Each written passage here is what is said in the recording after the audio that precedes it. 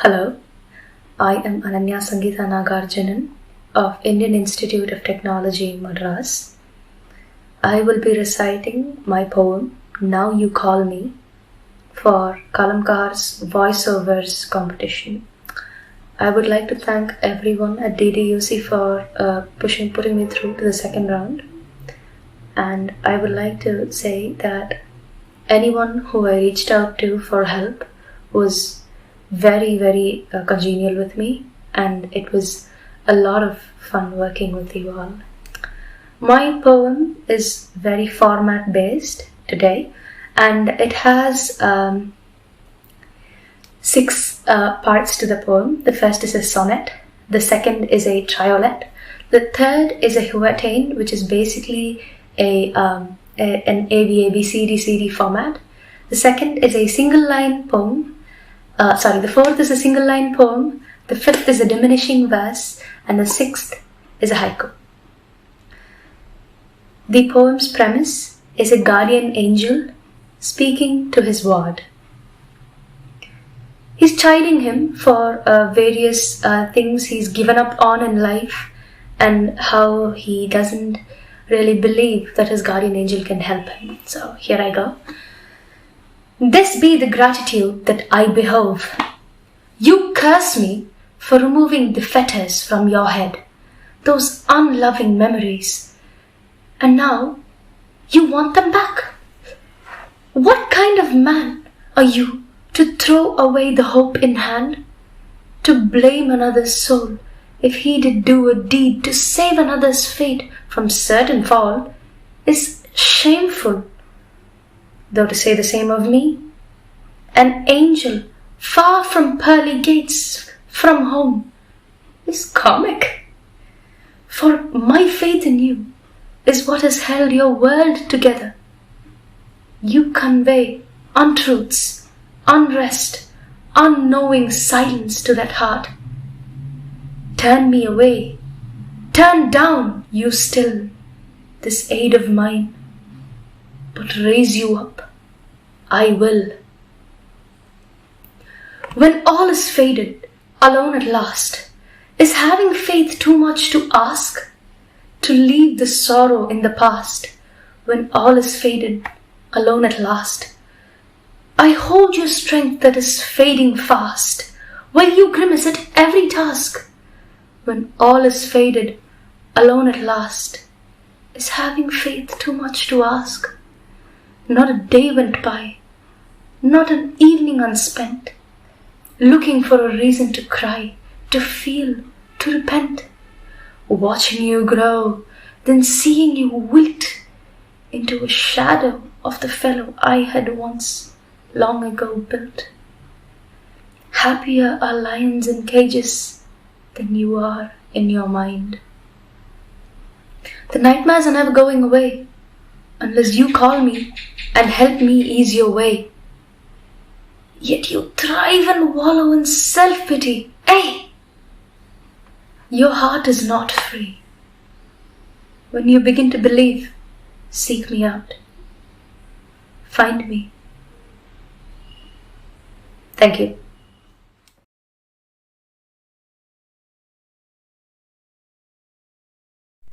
Hi everyone, my name is Anu KB and I am a first year student in Lady Shri Ram College, Delhi.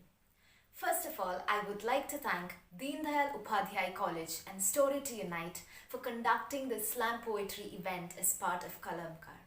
I am so glad to have got this opportunity. The poem that I'm going to recite is very special to me because I have always wished that this poem was heard. I won't say that I hope you like this poem, but I hope that this poem affects you. It still burns. Forget everything. Nothing has happened to you. Next time you hear this, ask yourself if you really want to forget everything. On that day with his grasp around your arms, he chained your screaming protest. With a smirk on his face, he burned your dying gaze. With his nasty taunts, he boiled the wounds in your mouth. And with his bloodied hunger, he shot bullets into your body.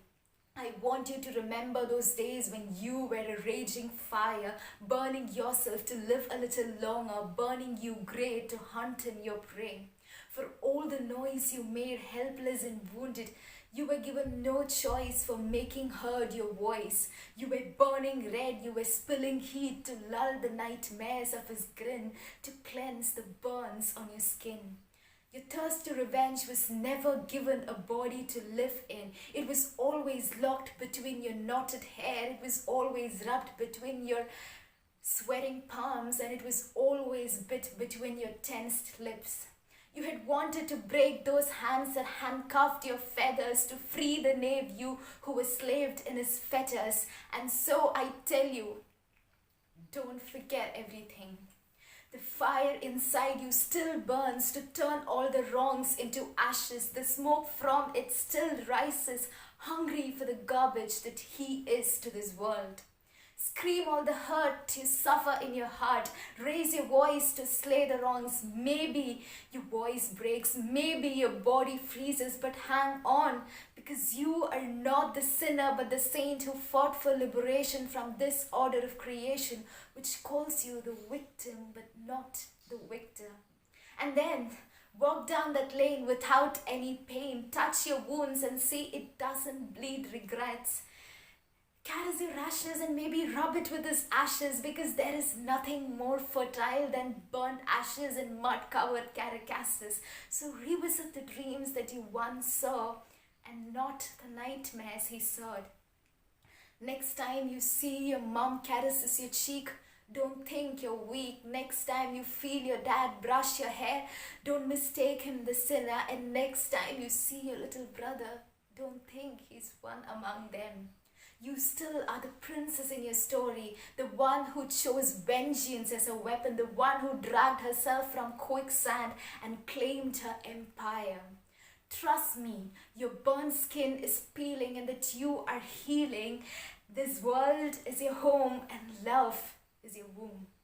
And next time you hear someone say, forget everything, tell them you don't want to. Thank you.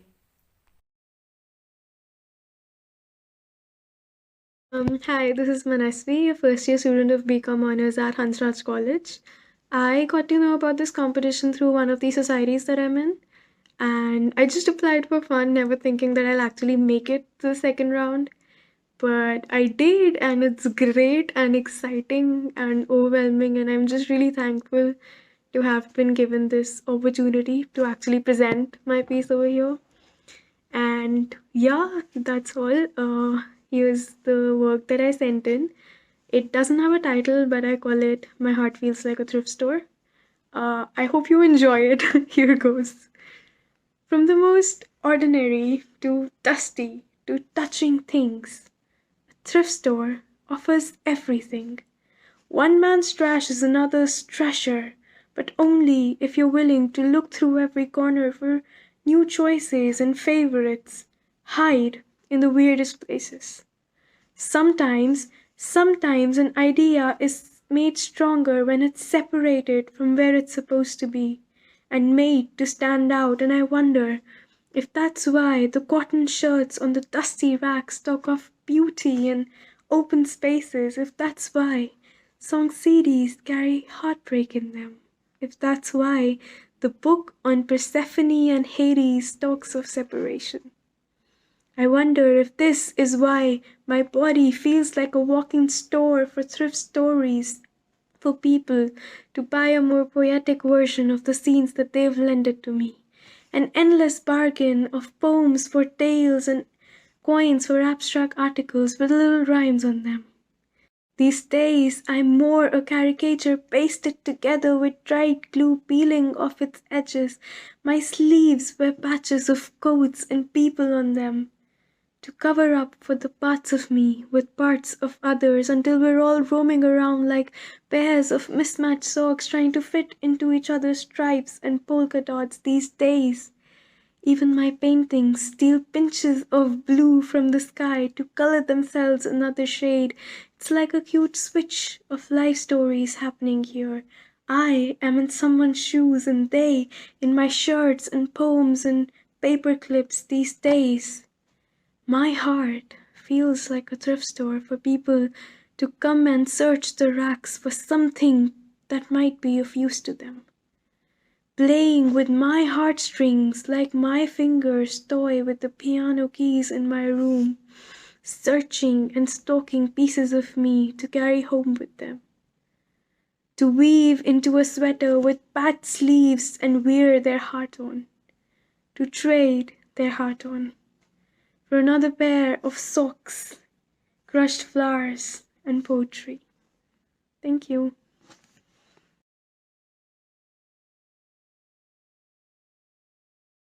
Hi guys, my name is Adya Sukhija and I'm a student of Business Economics at Kargi College. I think the idea of this event, this competition, is amazing, and so are the members of this lovely society called Kalamkaar. They are super friendly and my journey with them has been amazing. So now to speak of my entry, it's called John Doe. All poets are mad in double quotes.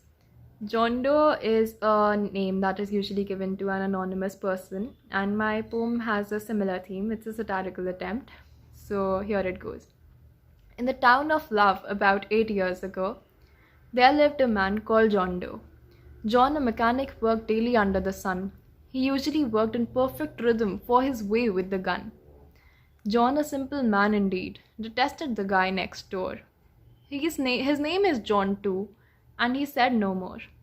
Now in the town of Ambition lived another set of Johns in addition.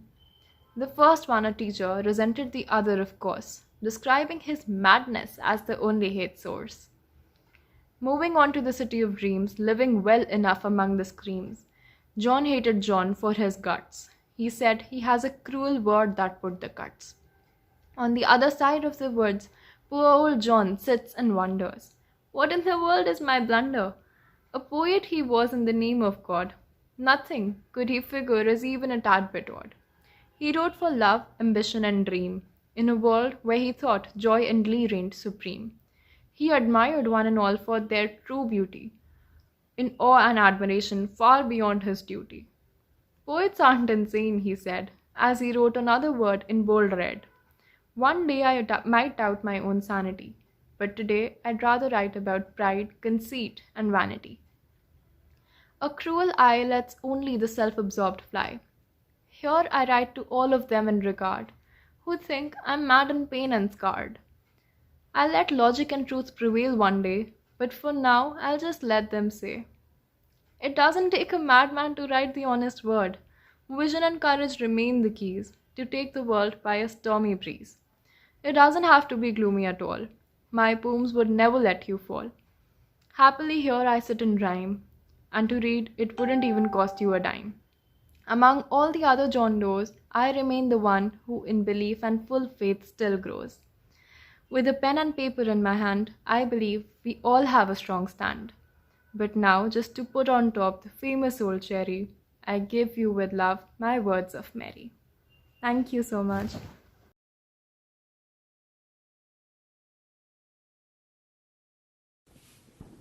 Hello everyone, I am Shambhavi from Lucknow, Uttar Pradesh, India. I am sophomore at Lady Shri Ram College for Women and a sprouting political scientist. Through social media, I got to know about Voice Overs Kalamkaar, and I was extremely delighted to encounter an opportunity to unleash my creative skills. So I enthusiastically applied, and with divine grace, my entry made it to the top 15. I would say Voice Overs Kalamkaar is indeed a commendable initiative as it squeezes the creative, imaginative, innovative juices out of us. Now, I would recite an ode of Utopia. So, are you ready to commence a journey to Utopia with a Tizzy tour guide? An ode of Utopia. Clouds are deep, dark, and sun is devoid of spark. Earth is soaked in crimson hue, humans are many but humane are few. So I shook my slumbering soul as wide awake, screams of gored humanity pierced into core. I wondered, isn't civilization taking a huge toll? So I limbed the utopian goal. At the horizon, a word is shimmering, a word where we recognize all the differences and yet don't discriminate, where we are encouraged to accommodate but not coerced to assimilate. A world where black is valued for depth and white is valued for peace, where brotherhood isn't swayed by shade cards and fraternity doesn't cease.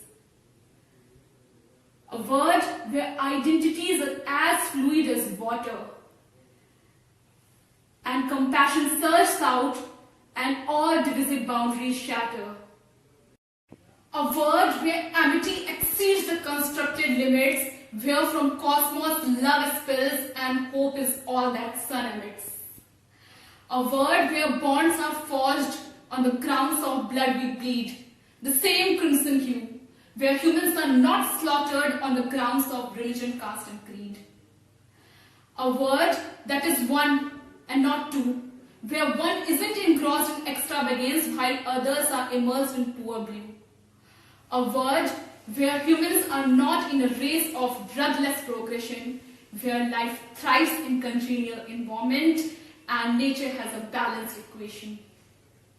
A world that blooms in harmony and shrivels the ideas of subjugation, the world with perfect amalgamation.